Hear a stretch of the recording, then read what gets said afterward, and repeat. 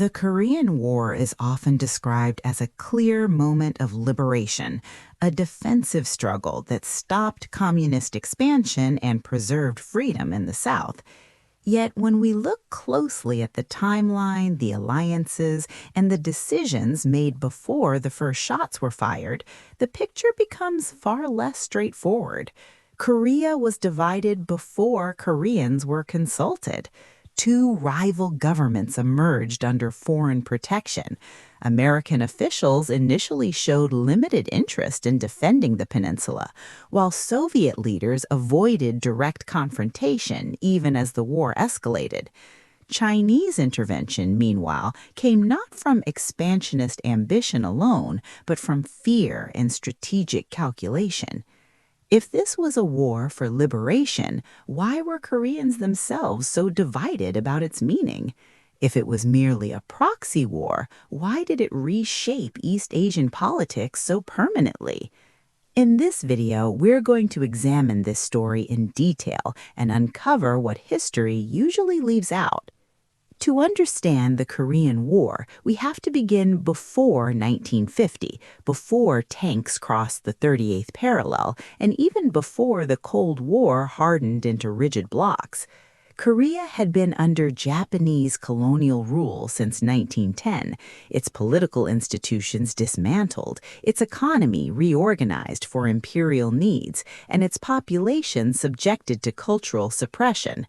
By the time Japan surrendered in August 1945, Korea had no independent government waiting to take control. What it had instead were local people's committees, spontaneously formed across the peninsula, attempting to fill the vacuum left by Japan's collapse. These committees were diverse, nationalist, and often left-leaning, reflecting decades of anti-colonial resistance that had drawn inspiration from socialist as well as nationalist ideas. The division of Korea was not the result of ancient rivalries or inevitable ideological conflict. It was improvised. In Washington, two junior American officers were asked to propose a line that would separate Soviet and American zones of occupation. They chose the 38th parallel largely because it was convenient and placed Seoul in the American zone. There was no Korean representation in this decision and no long-term plan for reunification beyond vague promises of trusteeship. Soviet forces accepted the arrangement quickly, moving into the north while American troops arrived in the south weeks later with little understanding of local politics. This initial occupation shaped everything that followed. In the north, the Soviet Union worked through existing local committees but gradually centralized power, promoting figures who aligned with its interests. Kim Il-sung, a former guerrilla fighter against the Japanese who had spent years in the Soviet Union, emerged as a key leader. His legitimacy rested not only on Soviet backing, but also on his credentials as a nationalist resistant to Japanese rule. In the South, the American military government in Korea took a very different approach. It viewed many local committees as communist-influenced and therefore illegitimate. Rather than working with them, American authorities dismantled them and relied heavily on existing bureaucrats, many of whom had collaborated with the Japanese. This decision had profound consequences. To many Koreans in the South, the end of Japanese rule did not feel like liberation followed by self-determination. It felt like occupation followed by continuity. Police forces staffed by former collaborators enforced order, while political activists who demanded land reform or unification were marginalized or repressed. American officials often justified these measures as temporary necessities, arguing that stability had to come before reform. But stability for whom became an increasingly contested question. By 1948, the division had hardened into two separate states. In the South, the Republic of Korea was established under Syngman Rhee, a staunch anti-communist who had spent much of his life in exile in the United States. Rhee was outspoken, authoritarian, and deeply suspicious of any compromise with the North. In the north, the Democratic People's Republic of Korea was proclaimed, with Kim Il-sung as premier. Both governments claimed to be the sole legitimate authority over the entire peninsula. Both saw unification not as a distant goal, but as an urgent necessity. At this stage, the conflict already had many characteristics of a civil war. Border clashes were frequent. Insurgencies erupted in the south, particularly in areas like Jeju Island, where leftist uprisings were met with brutal suppression by South Korean forces. Thousands of civilians were killed in campaigns that received little attention outside Korea.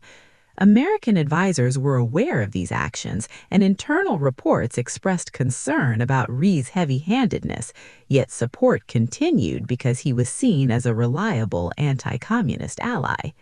This raises an important question about agency. To what extent was Korea's path shaped by its own internal divisions, and to what extent was it driven by the strategic priorities of larger powers? Official explanations often emphasize ideological clarity, portraying the South as a fragile democracy and the North as an imposed dictatorship. But documents from the period suggest a more complicated reality. American intelligence assessments acknowledged widespread dissatisfaction in the South and questioned the regime's democratic credentials. Soviet officials, meanwhile, sometimes expressed caution about Kim Il-sung's ambitions, particularly his desire to reunify the peninsula by force. The outbreak of full-scale war in June 1950 did not come out of nowhere. Kim Il-sung had repeatedly pressed Stalin for permission to invade the South, arguing that the population would rise up against Ri and the conflict would be swift. Stalin's initial reluctance reflected broader Soviet strategy. The Soviet Union had recently acquired nuclear weapons and was focused on consolidating control in Eastern Europe. A direct confrontation with the United States was not desirable. What changed was the international context. The communist victory in China in 1949 altered the balance of power in Asia, and American statements, including Secretary of State Acheson's speech outlining a U.S. defensive perimeter that excluded Korea, were interpreted in Moscow and Pyongyang as signs of limited American commitment. Even then, Soviet approval was cautious. Stalin insisted that China be consulted and that the Soviet Union would not directly intervene. The war, if it came, would have to remain limited. When North Korean forces crossed the 38th parallel, they did so with Soviet equipment and planning, but without Soviet troops. This distinction mattered. It allowed Moscow to frame the conflict as a Korean matter rather than a superpower confrontation, even as it watched closely from the sidelines. The American response was swift and decisive, yet it too reflected broader strategic calculations rather than purely humanitarian concerns. President Truman's decision to intervene under the banner of the United Nations was shaped by fears about credibility.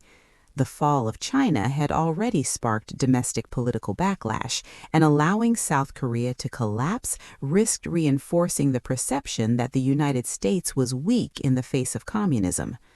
Internal discussions revealed that Korea was seen as a test case, not just for Asia, but for the entire Cold War order that was beginning to take shape.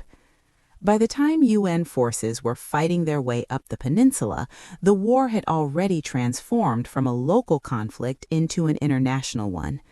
Liberation was the language used publicly, but privately, officials spoke of containment, deterrence, and precedent. For Koreans on both sides, the consequences were immediate and devastating. Cities changed hands multiple times. Civilian populations were caught between advancing armies, subjected to reprisals, bombings, and forced displacement. At this early stage, the question of whether the Korean War was a war of liberation or a proxy war does not yet have a clear answer. What emerges instead is a layered conflict rooted in colonial history and internal division, yet rapidly absorbed into the strategic logic of the Cold War. The decisions that led to war were made incrementally, shaped by misperceptions, ideological fears, and the belief that limited violence could produce decisive outcomes. As the fighting intensified and new actors entered the conflict, these assumptions would be tested in ways few had anticipated. As UN and South Korean forces pushed north in the late summer of 1950, the language surrounding the war shifted noticeably. What had begun as a defensive operation to repel an invasion was increasingly framed as an opportunity to resolve the Korean question permanently. General Douglas MacArthur, commanding UN forces, argued that stopping at the 38th parallel would only guarantee future conflict. His public statements emphasized liberation, not just of the South, but of the entire peninsula from what he described as a totalitarian regime imposed from outside. Privately, however, American officials were far less certain about the consequences of such an advance. Documents from the period showed that Washington was deeply divided. Some policymakers believed unification under the South would stabilize the region and demonstrate resolve after perceived setbacks elsewhere in Asia. Others warned that crossing the 38th parallel risked provoking Chinese or even Soviet intervention. The memory of how the First World War had expanded beyond its original scope lingered in strategic thinking. Yet momentum, both military and political, proved difficult to restrain. The successful amphibious landing at Incheon transformed the battlefield and reinforced the belief that decisive victory was within reach. This belief rested on assumptions that now appear fragile. Intelligence assessments underestimated China's willingness to intervene and overestimated the stability of the South Korean state as a unifying force. There was also a tendency to interpret events through ideological lenses that simplified complex realities. The North Korean regime was portrayed as an extension of Soviet power, while China was still seen by some as exhausted from civil war and unlikely to risk confrontation with the United States. These interpretations aligned with broader Cold War narratives, but they left little room for understanding how regional actors perceived the unfolding situation. For China, the advance of UN forces toward the Yalu River raised existential concerns. The People's Republic of China had only been established in 1949 and was still consolidating control over its territory. The presence of hostile forces on its border, especially those aligned with the United States, was viewed as a direct threat. Chinese leaders framed their decision-making in defensive terms, emphasizing the need to prevent encirclement. Mao Zedong's correspondence from this period revealed a mixture of caution and determination. He acknowledged the risks of intervention, but also argued that failing to act would invite future pressure on China itself. The entry of Chinese forces into the war in October 1950 dramatically altered its character. What had been presented as a UN-led mission to restore peace now became a large-scale confrontation involving three major powers. Official rhetoric on all sides adapted accordingly. The United States described Chinese involvement as evidence of communist aggression coordinated from Moscow, while China insisted it was responding to provocation and acting in solidarity with a neighboring state. The Soviet Union maintained a careful distance, providing materiel and air support while avoiding direct engagement that could escalate into nuclear conflict. This phase of the war underscores the difficulty of separating liberation from proxy dynamics. For North Korean leadership, Chinese intervention was framed as fraternal assistance against imperialist invasion. For Chinese leaders, Korea became a buffer zone essential to national security. For American officials, the war increasingly symbolized the need to contain communism wherever it advanced, regardless of local context.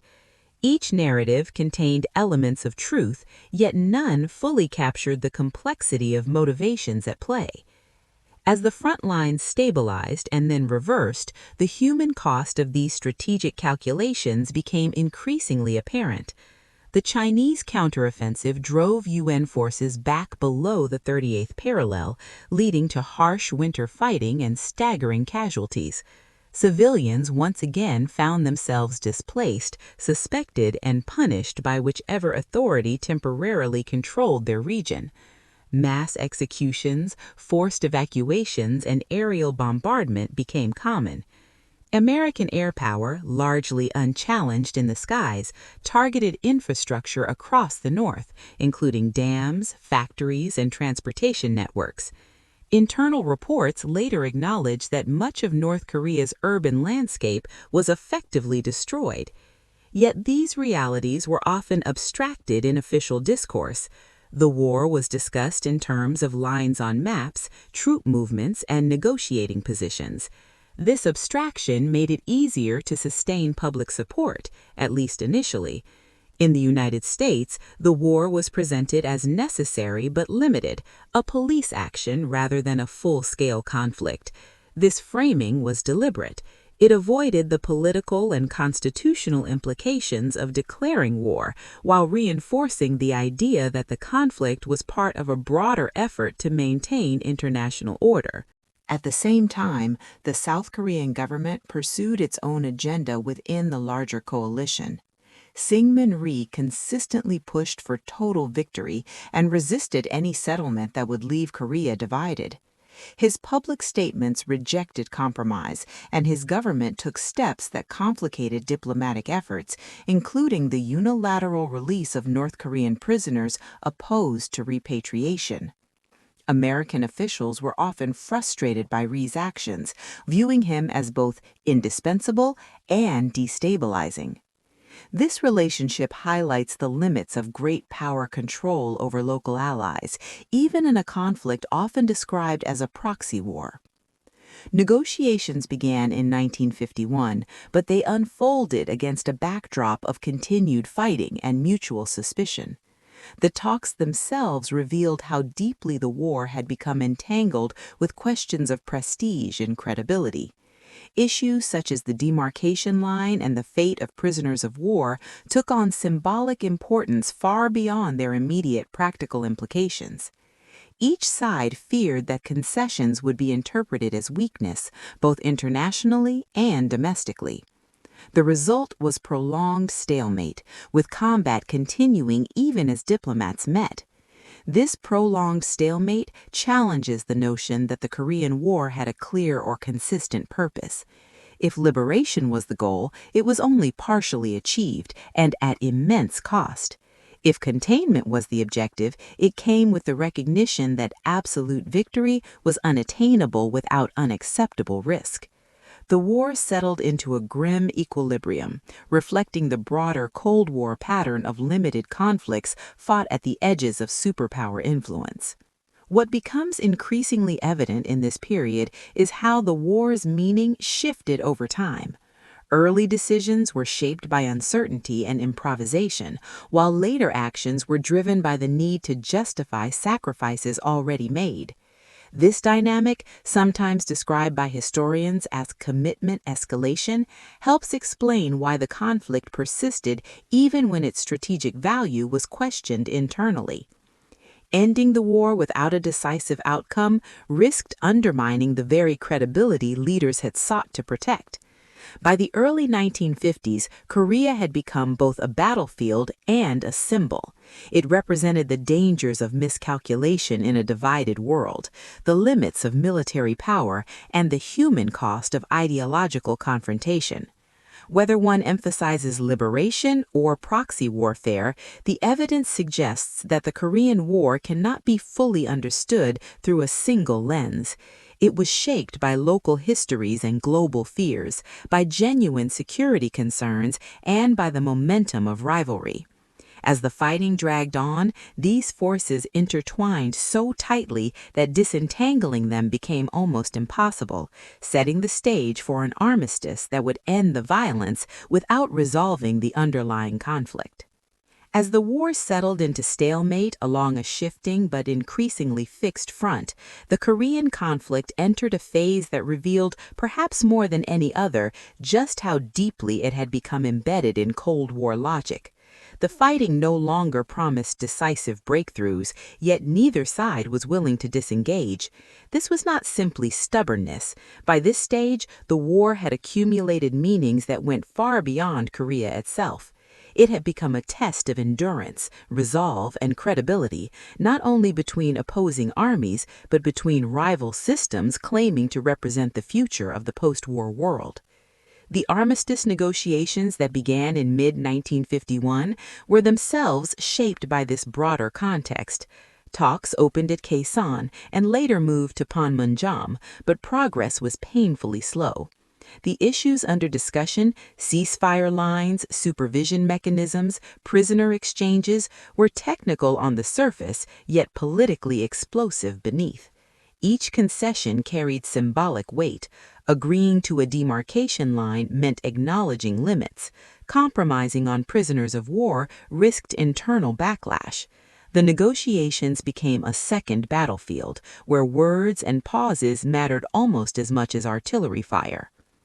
The prisoner of war issue in particular exposed the ideological core of the conflict.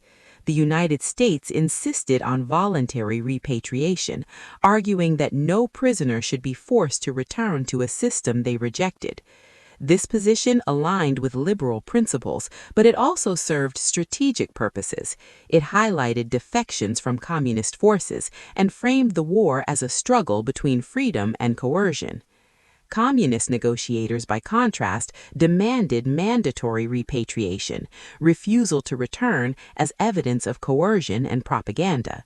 For them, accepting voluntary repatriation would undermine claims of legitimacy at home and abroad. What is striking is how this dispute prolonged the war long after both sides privately recognized that military victory was unlikely. Internal American documents revealed growing frustration within the Truman administration. Officials acknowledged the enormous cost of continued fighting and questioned the strategic value of further losses. Yet, they also feared that ending the war on unfavorable terms would embolden adversaries elsewhere. In this sense, Korea became a precedent-setting conflict. How it ended mattered almost as much as why it began. This logic was not unique to Washington. In Beijing, the war had already exacted a heavy toll, but it had also delivered something invaluable to the new Chinese state: recognition. China had demonstrated that it could confront the United States militarily and survive. The conflict helped consolidate domestic authority and reinforce the narrative of resistance against foreign encirclement. Soviet leaders, meanwhile, watched closely. The Korean War allowed the Soviet Union to test American responses, expand influence indirectly, and avoid direct confrontation, all while paying a relatively limited price. These dynamics complicate the idea of Korea as either a liberation war or a mere proxy conflict. The war was not scripted from the start as a Cold War showdown, yet over time it increasingly functioned as one. Decisions were made less on the basis of Korean realities and more on how outcomes would resonate globally. The peninsula became a stage on which broader anxieties about power, deterrence, and ideological survival were played out. For Koreans themselves, this shift often meant marginalization. As negotiations dragged on, civilian suffering continued with little international attention. The bombing campaign against the North intensified, targeting not only military assets but also infrastructure essential for survival. Dams were destroyed, causing flooding that ruined crops and displaced communities. In the South, anti-communist campaigns expanded, with suspected sympathizers imprisoned or executed. The logic of total security left little room for nuance. Loyalty became binary, and ambiguity was dangerous. This internal repression was rarely central to international discussions, yet it shaped post-war Korea profoundly. The South emerged from the war with a strong military and security apparatus, deeply suspicious of dissent. The North, devastated by bombing and reliant on external aid, moved toward even tighter centralization. Both systems justified their structures through the memory of war, presenting authoritarian control as a necessary response to existential threat. The armistice, signed in July 1953, reflected these unresolved tensions. It was not a peace treaty, but a ceasefire, deliberately framed as temporary. Korea remained divided, its borders hardened by barbed wire and minefields. Foreign troops stayed in place. The war ended without closure, institutionalizing uncertainty rather than resolving it. This outcome was not accidental. It reflected the reality that no party was willing to accept the political risks of final settlement. Looking back, some historians argue that the armistice represented a form of success for all major external actors. The United States preserved South Korea and demonstrated willingness to use force. China secured its border and asserted its role as a major power. The Soviet Union avoided direct war while strengthening the communist bloc. Yet this framing obscures the deeper costs. Korea paid the price of these strategic calculations, its society fractured and its future constrained by decisions made elsewhere.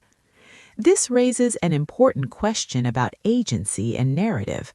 When wars are described primarily through the lens of great power competition, local histories tend to disappear. The Korean War is often remembered as the beginning of militarized containment, a template for later conflicts in Vietnam and beyond. But for Koreans, it was also a civil war layered onto a global rivalry, one that amplified internal divisions and froze them into place. The language used to describe the war reflects this tension. Liberation implies moral clarity and popular consent. Proxy war suggests manipulation and external control. The reality sits uncomfortably between these terms.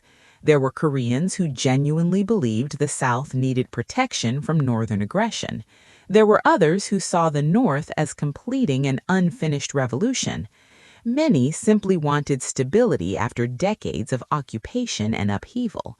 Their aspirations were filtered, reshaped, and often overridden by the strategic priorities of larger powers.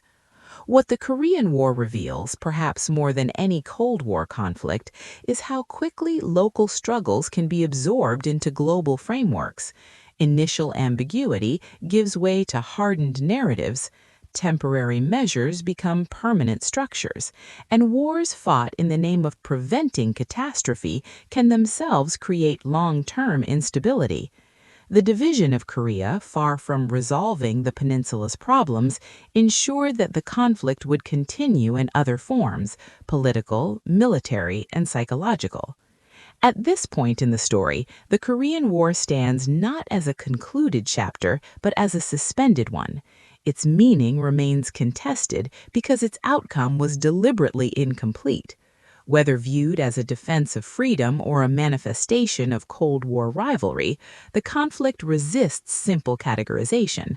To understand it fully, we have to move beyond labels and examine how fear, ideology, and power interacted over time, often with results no one initially intended. By the mid-1950s, the Korean War had officially ended, but its deeper consequences were only beginning to take shape. What emerged on the peninsula was not peace, but a carefully managed tension, one that would harden into permanence over time. The armistice froze military positions, but it also froze political possibilities. Korea became one of the earliest examples of how Cold War conflicts could end without resolution, creating what some historians later described as stable instability. In the South, the war fundamentally altered the relationship between the state and society. The experience of near collapse in 1950, followed by survival through foreign intervention, reinforced the belief among South Korean elites that security had to come before political freedom. Syngman Rhee used the ongoing threat from the North to justify emergency powers, suppress opposition, and delay democratic reforms. Elections continued, but they operated within tightly controlled boundaries. Anti-communism became not just a foreign policy stance, but a governing ideology, shaping education, media, and public life. American influence during this period was both decisive and contradictory. On one hand, U.S. military and economic aid was essential to South Korea's survival. On the other, American officials were often uneasy with Ri's authoritarianism. Diplomatic cables from the 1950s revealed repeated frustration with his refusal to compromise, his manipulation of nationalist sentiment, and his willingness to escalate tensions to force continued U.S. commitment. Yet Washington tolerated these behaviors because the alternative, political instability or a neutral Korea, was seen as strategically unacceptable. This relationship illustrates a broader pattern that emerged from the Cold War. The United States increasingly prioritized reliable anti-communist allies over democratic legitimacy. Korea became an early example of how Cold War logic reshaped American foreign policy, setting precedents that would later appear in Southeast Asia, Latin America, and the Middle East. Liberation in this framework was defined less by popular sovereignty and more by alignment within a global security system. In the North, the war produced a different but equally rigid outcome. The devastation caused by bombing and ground fighting was immense. By some estimates, a significant percentage of North Korea's infrastructure had been destroyed. This physical destruction was accompanied by a psychological transformation. The war reinforced the leadership's narrative of permanent external threat, which became central to state ideology. Kim Il-sung consolidated power by presenting himself as the defender of the nation against foreign aggression, marginalizing rivals, and eliminating dissent within the party. The post-war reconstruction of the North was heavily supported by the Soviet Union and China, but it was framed domestically as a triumph of self-reliance. The concept of juche, later formalized as North Korea's guiding philosophy, drew directly from wartime experience. It emphasized autonomy, vigilance, and unity under centralized leadership. While external observers often view this ideology as purely propagandistic, its roots in genuine wartime trauma help explain its durability within North Korean society. What is often overlooked in discussions of the Korean War is how both Koreas emerged as mirror images in certain respects. Each justified authoritarian control through the memory of conflict. Each defined national identity in opposition to the other. Each embedded the war into its foundational narrative, teaching subsequent generations that survival depended on vigilance and sacrifice. In this sense, the war did not simply divide Korea geographically, it structured the political psychology of both states. Beyond the peninsula, the Korean War had far-reaching global consequences. It accelerated the militarization of the Cold War. Defense budgets expanded dramatically. NATO was strengthened. The rearmament of West Germany, previously unthinkable, became acceptable within a new security framework. In Asia, the war cemented alliances that still shape regional politics, including the U.S.-Japan security relationship.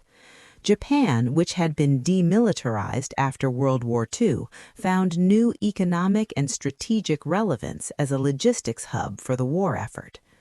China's role in the war similarly transformed its international position. Although the conflict isolated China diplomatically in the short term, it also established the People's Republic as a major military actor. Chinese leaders interpreted their survival against U.S. forces as validation of revolutionary strategy and national resilience. This perception influenced Chinese foreign policy for decades, reinforcing suspicion of Western intentions and commitment to strategic depth along its borders. The Soviet Union, meanwhile, drew its own lessons. Korea demonstrated that proxy conflicts could advance geopolitical goals without triggering direct nuclear confrontation. This insight would shape Soviet involvement in later conflicts, from Vietnam to Afghanistan. The war also exposed the limits of centralized control over allies. Kim Il-sung, though dependent on Soviet and Chinese support, pursued his own agenda with increasing independence, foreshadowing later fractures within the communist bloc. These broader consequences complicate any attempt to assign a single meaning to the Korean War. If liberation was one outcome, it was partial and conditional. South Korea survived as an independent state, but under heavy external influence and internal repression. If the war was a proxy conflict, it was one that escaped full control, generating consequences that none of the major powers had fully anticipated. The language of liberation itself deserves closer scrutiny. Liberation implies an endpoint, a moment when foreign control ends and self-determination begins. Yet in Korea, liberation from Japanese rule was followed almost immediately by division, occupation, and war. For many Koreans, especially those who lived through the 1940s and early 1950s, independence felt perpetually deferred. Each transition promised sovereignty but delivered new constraints. This experience challenges the moral clarity often associated with Cold War narratives. The Korean War was not simply a case of democracy defending itself against aggression, nor was it a straightforward example of superpowers exploiting a smaller nation. It was both at different moments and sometimes simultaneously.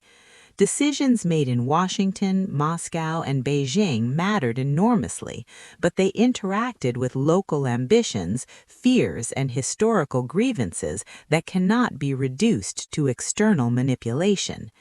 As decades passed, the frozen conflict on the peninsula became normalized. The DMZ, initially intended as a temporary buffer, evolved into a permanent border. Generations grew up knowing division as the default condition. International attention shifted to other crises, but Korea remained a silent reminder of unresolved Cold War tensions. Periodic flare-ups, border incidents, nuclear crises, diplomatic breakdowns kept the war's legacy alive, even as the original reasons faded from public memory. Understanding this legacy requires moving beyond binary labels. The Korean War was shaped by liberation rhetoric, proxy dynamics, civil conflict, and strategic fear. None of these elements alone can explain its course or its outcome. Together, they reveal a conflict defined less by clear intentions than by cascading decisions, each narrowing the range of possible futures. As we approach the final part of this story, the central question remains unresolved. Was the Korean War ultimately about freeing a nation or about containing a rival system? The evidence suggests it became something else entirely, a war that locked a divided society into place, transformed global politics, and demonstrated how easily ideals can be reshaped by power. To answer that question fully, we have to return to the people whose lives were most directly affected and consider what liberation and sovereignty meant in a world already divided by fear. In the decades since the armistice, the Korean War has increasingly been remembered not as a concluded event, but as an unresolved condition. Unlike most 20th century wars, it never produced a peace settlement that clarified winners, losers, or moral closure. Instead, it left behind a suspended reality in which opposing interpretations hardened into national identities. This unresolved nature is precisely what makes the question, liberation or proxy war, so enduring and so difficult to answer. For South Korea, the long-term outcome complicates the liberation narrative. There's no question that South Korea survived as an independent state and eventually transformed into a prosperous democracy. Yet this trajectory was neither immediate nor inevitable. For decades after the war, political life in the South was shaped by military rule, emergency laws, and a security-first mentality rooted directly in wartime experience. Democracy reforms came later, driven by internal social movements rather than by the original war settlement. In this sense, liberation was delayed, conditional, and internally contested. This does not invalidate the argument that the war prevented forcible unification under the North, but it does suggest that the meaning of freedom evolved over time. What was initially framed as protection from communist takeover became in practice a prolonged struggle to define sovereignty under the shadow of permanent militarization. The presence of foreign troops, while justified as a deterrent, also symbolized the incomplete nature of independence. South Korea's eventual success does not erase the costs and constraints of its early post-war decades. In North Korea, the war's legacy moved in the opposite direction. What began as a revolutionary state with significant popular support hardened into one of the most closed political systems in the world. The devastation of the war provided the emotional and ideological foundation for this transformation. Constant reference to external threat became a governing principle, shaping education, culture, and political legitimacy.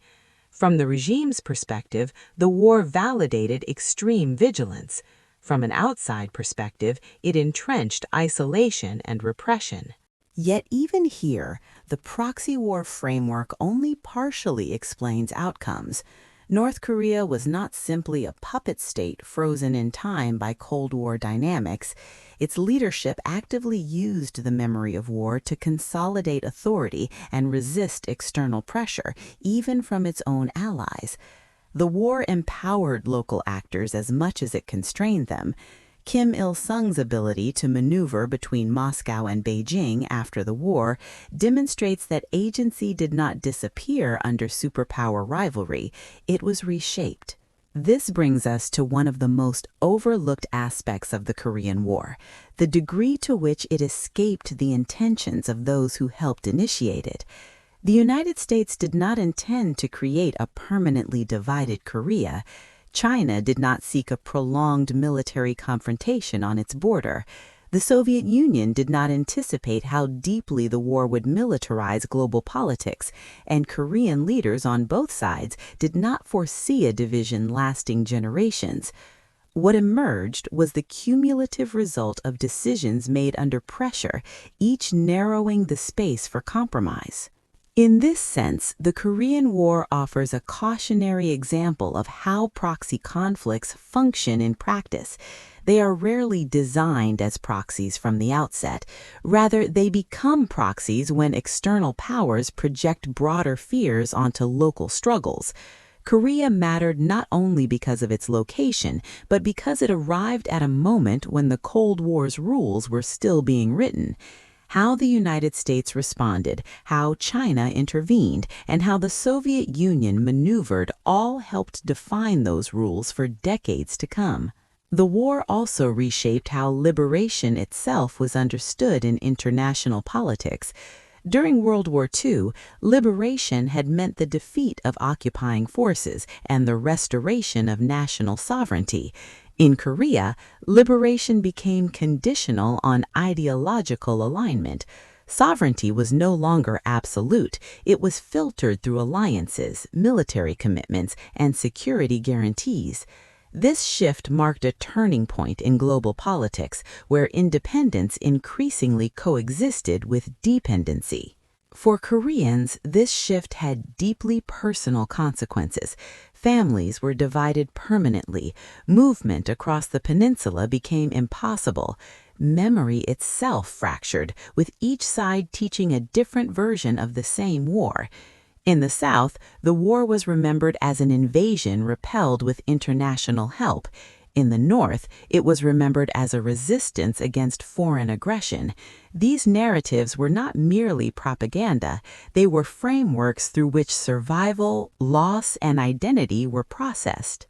This is why attempts to reduce the Korean War to a single explanation consistently fall short. Liberation and proxy war are not mutually exclusive categories. The war functioned as both at different times and for different actors. It began as a conflict rooted in colonial collapse and civil division. It escalated into a Cold War confrontation shaped by global fears, and it ended as a frozen compromise that satisfied strategic priorities while leaving human questions unresolved. Revisiting the opening questions forces us to confront this complexity directly. If the war was about liberation, why did it entrench division rather than resolve it? If it was merely a proxy war, why did local actors exercise such decisive influence over its course and outcome? The evidence suggests that the war cannot be understood by choosing one interpretation over the other. Instead, it demands recognition of how local history and global rivalry became inseparable. Perhaps the most enduring lesson of the Korean War is how easily uncertainty hardens into permanence. Temporary lines become borders, emergency measures become institutions, narratives created to mobilize support become national myths. Once embedded, these structures resist change even when the original conditions no longer apply. The Korean peninsula today remains shaped by decisions made in moments of fear more than 70 years ago. And yet, the story is not entirely closed. Periodic efforts at dialogue, reconciliation, and engagement continue to challenge the assumption that division is inevitable. These efforts often falter, not because the past is forgotten, but because it is remembered too selectively. Liberation is recalled without acknowledging constraint. Proxy war is cited without recognizing local agency. The result is a conversation that repeats old patterns rather than re-examining them. Understanding the Korean War as a layered, evolving conflict does not provide simple answers, but it does offer something more valuable: perspective. It reminds us that history is shaped as much by hesitation and miscalculation as by intention, that moral clarity often emerges only long after decisions are made, and that wars fought in the name of stability can leave behind forms of instability that endure far longer than the fighting itself. So when we ask whether the Korean War was a war of liberation or a proxy war, the most honest answer may be that it was a transformation from one into the other, and finally into something neither side fully intended. A war that began with promises of unity ended by institutionalizing division. A conflict justified by ideology became governed by fear. And a struggle framed as temporary reshaped the lives of millions across generations.